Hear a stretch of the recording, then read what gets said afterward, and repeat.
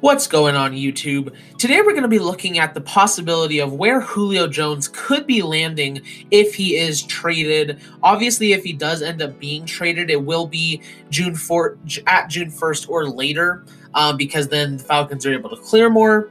I do think he will be traded. Julio Jones himself said he has asked for a trade. The Falcons have been fielding calls from trades for a few months now, and I do believe he will be traded post June 1st. So taking a look, you can look at a few of the teams. These are the 6 teams that I believe will be in contention for Julio Jones. The Falcons currently have $338,000 in cap space, 3rd in the NFL. When they do trade Julio Jones post June 1st, it actually clears $15.3 million in cap space, and that 15.3, all of it will transfer to the team that trades for Julio Jones. A 7-time Pro Bowler, 2-time first team All-Pro, only 32 years old. Obviously that is the age where players start to decline a bit, but he's obviously still got a few years in him. And he wants out. We've all known that he wants out, and it's just in the Falcons' best interest. So I think out of these 6 teams, the least likely team is probably going to be the Detroit Lions. Although they have the most cap space out of any of these teams, with $18.8 million. I don't think Julio Jones is going to want to go there, honestly. I mean, it's Detroit. Like, the last time they had a superstar receiver, they made him literally made him lose his love for football. So if I had to give a proposed trade, I'd probably imagine something like a 3rd and 4th rounder, and then like Tyrell Williams. I expect the Falcons are either going to be wanting a receiver, a pass rusher, or a cornerback in their trade. But in this case, it's not the best trade because, again, I just don't think that Julio Jones is going to want to go to Detroit, and I don't know how much they're really going to want to spend, if they're going to want to spend all that money on a veteran guy when they're kind of rebuilding right now. So I think they're the least likely. At number 5, I think any of these other 5 teams have a good chance, but I definitely think out of all of them, the Titans have the least good chance. And I say that because, like I just said, I feel like the Falcons are either going to want a corner, a pass rusher, or a wide receiver back in the trade. And those are like 3 of the Titans' worst positions. So in this case, they give Josh Reynolds a 3rd and 4th as well. So it's pretty much the exact same package. I personally would rather have Josh Reynolds over Tyrell Williams. But I think this is also very likely because I could definitely see Julio Jones wanting to go here.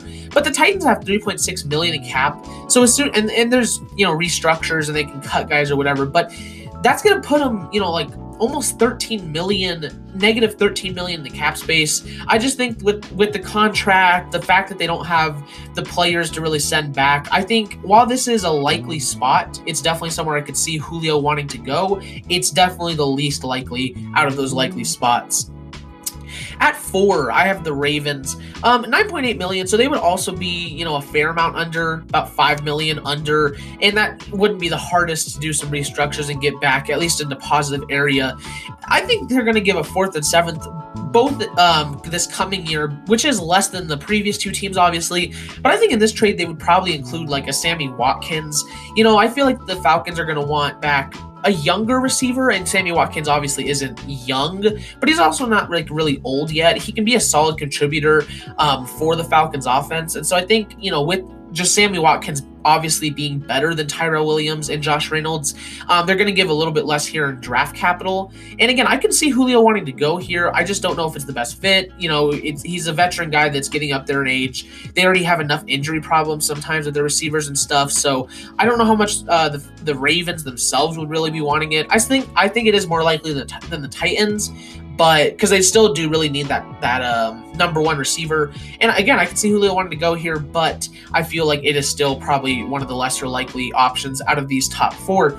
Number 3, this is the first team I could really imagine going for him here, and that's going to be the Colts. $14.7 million, so they definitely have the cap to trade for him. They'd only be $1 million under. Obviously, that's very easy to get out of. I could see them trading, 2 draft picks this year, 3rd and a 5th. But also, I think what really might swing this deal towards the Falcons, depending on the other two, is Michael Pittman Jr., obviously a good young receiver with a ton of upside. And I think he's would be a great fit in the Falcons offense. Him and Calvin Ridley would form a really nice duo. And, the Colts are looking for that number one guy because T.Y. Hilton has not been playing the same recently. They kind of need that elite receiver that they're lacking.